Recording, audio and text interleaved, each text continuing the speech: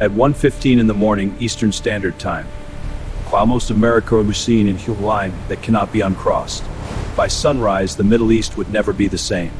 Here's what you need to understand before a single bomb drops. Our intelligence must be flawless, our targets confirmed. This is not a decision taken lightly. Iran's nuclear program didn't start yesterday. For over 2 decades, Tehran played the longest con in modern geopolitics, signing agreements, breaking them, stalling inspectors. The 2015 nuclear deal, the JCPOA, was supposed to buy time. It didn't. Iran kept cheating.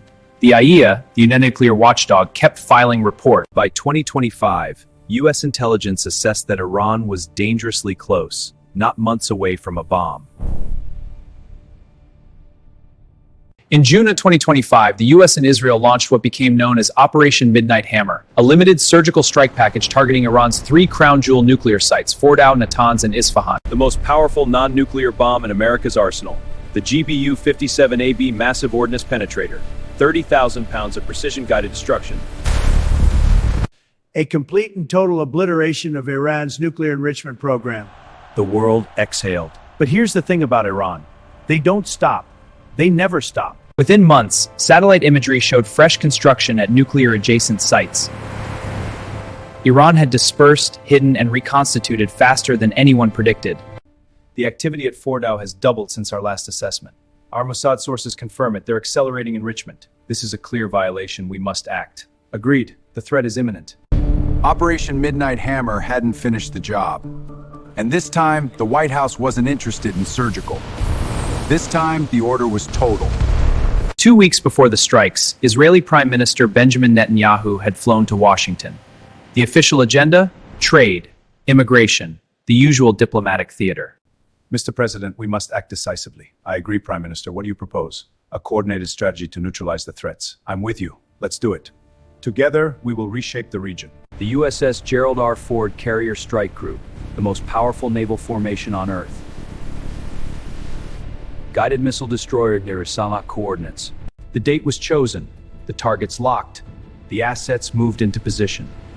Nobody told Congress. Nobody told NATO. Nobody told the American people. B-2 Spirit stealth bombers departed from Whiteman Air Force Base in Missouri and Diego Garcia in the Indian Ocean. F-35s were already wheels up from undisclosed bases across the region. Iran, meanwhile, was at the negotiating table.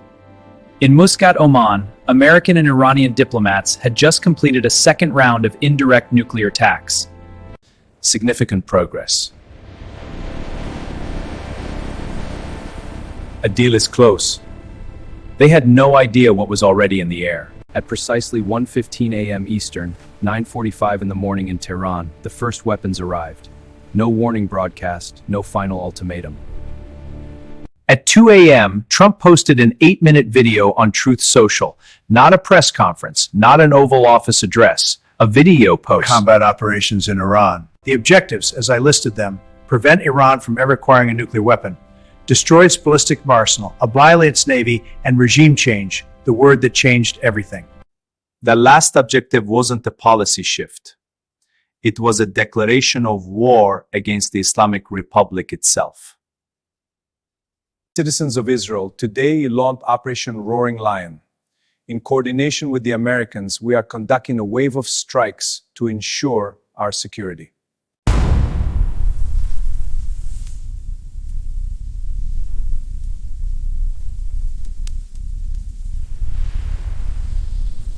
Nearly 900 strikes hit targets across Iran. Explosions rock cities, causing widespread destruction. The full impact of the assault is still being assessed. The precision strike missile was used in combat for the very first time. MQ-9 Reaper drones and the new Lucas drone, modeled after Iran's own Shahed, were deployed. And then came the headline that shocked the planet. Supreme Leader Ali Khamenei, the man who had ruled Iran with absolute power since 1989, was dead. A coordinated Israeli strike hit a meeting of Iran's senior security leadership in Tehran.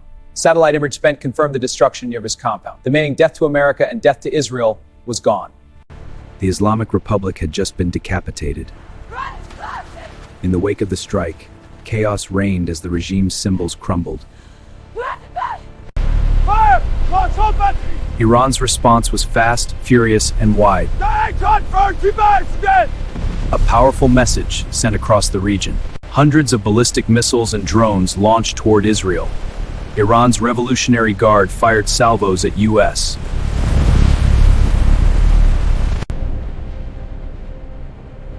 A drone struck Britain's RAF Akrabiri base in Cyprus, dragging a NATO ally directly into the blast radius. The Strait of Hormuz, the narrow choke point through which 20% of the world's oil supply passes, was effectively closed. Iran's navy moved to block it. Oil prices spiked. Global markets convulsed. It's chaos out here! Get me a cellar! Plummeting. We're in free fall. This is a bloodbath! Hedging now! But here's what surprised the Iranian commanders. Their Natanz held. It's still operational. The American Air Defense Network held. How? They shouldn't have been ready. Patriot missile batteries intercepted Iranian ballistic missiles at low altitude. Terminal high-altitude area defense killed missiles at the edge of atmosphere. Drone swarm detected. Multiple bogies inbound. David Sling online. Tracking webs. Intercepts confirmed. Swarms neutralized. The Iranian missile barrage, designed to overwhelm U.S. defenses, was being eaten alive by layered American and Israeli air defense. Iran had fired hundreds of missiles. Most never reached their targets.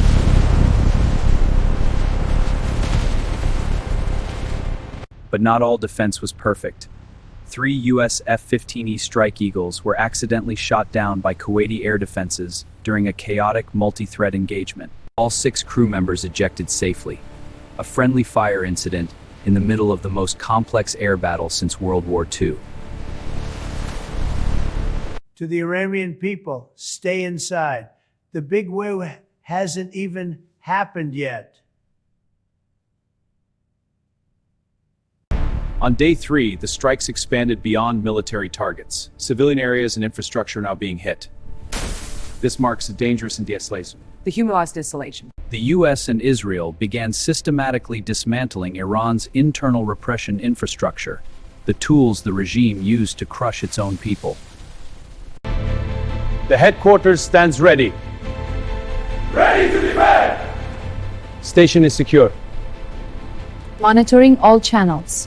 In cities across Iran, Isfahan, Tabriz, Shiraz, Mashhad, Avaz, the very buildings that had been used to torture and kill protesters were now smoking rubble.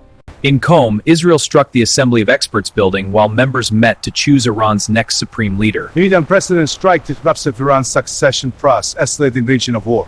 Israel also hit Iran's missile production heart. The Qujir Missile Center and Solid Fuel Manufacture missile factories, which had been producing over 100 missiles per month. By day 3, the IAEA confirmed entrances to Iran's underground Natanz fuel enrichment plant had been destroyed. The centrifuge halls deep underground, the ones that required the most powerful bunker busters on Earth to reach, were going dark.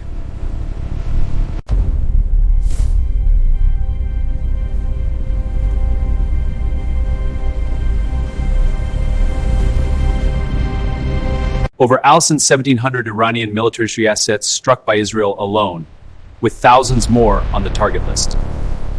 The strikes continue as the conflict escalates. Iran's missile production has ground to a halt. It currently cannot manufacture new missiles. The Strait of Hormuz remains contested. Global oil prices are at historic highs. Hezbollah has reopened the Lebanon front, firing missiles into Israel, triggering Israeli ground operations in southern Lebanon for the first time in years, displacing over 1 million civilians. Iran has struck oil refineries, airports, and commercial shipping across 6 Gulf states. A conflict that was supposed to be surgical is now a regional war with no clear off-ramp. And here's the intelligence bombshell that nobody wants to talk about.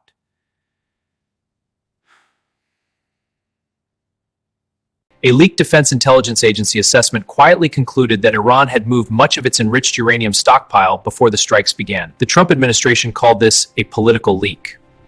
The bunker busters hit the facilities, but the fissile material, much of it was gone, which raises a question that nobody in Washington has answered publicly yet. Where is it? Let's be honest about what we're watching. This is not a limited strike. This is not a precision counterproliferation operation. This is the United States and Israel attempting to destroy a nation-state's government from the air, a campaign that experts from the Council on Foreign Relations CSIS are now comparing to the 2003 invasion of Iraq. The best-case scenario, Iran collapses internally. The regime falls. The Iranian people rise up and take their country back. The nuclear program ends. A new Iran emerges. The worst-case scenario, the IRGC goes underground. Proxy networks activate globally, including, potentially, inside the United States. All cells, initiate phase 2. The missing enriched uranium resurfaces in a form that nobody wants to imagine. The Strait of Hormuz stays closed for months. It's too hot, it's a borrow. The global economy shudders. This is it. The stockpile is ready. The enrichment level is confirmed? 90%, far beyond civilian needs. The question is what now? A deterrent? Or a weapon. The United States military has demonstrated something the world will not forget, that it can reach anywhere, hit anything, and do so with a precision and scale that no other nation on Earth can match. But military power has limits. You can destroy a facility. You can kill a leader. You can dismantle a missile program. Can you destroy an idea? Can you bomb away the will of a regime to survive? That is the acceptance de quad that will define the next chapter of this war. Operation Midnight Hammer was the beginning. Operation Epic Fury may be the middle. But nobody, not the Pentagon, not the CIA, this can tell you with certainty this in a sense. Iran is wounded. Its supreme leader is dead. Its missiles are being destroyed one by one. Its nuclear facilities are under constant bombardment. But Iran still has cards to play.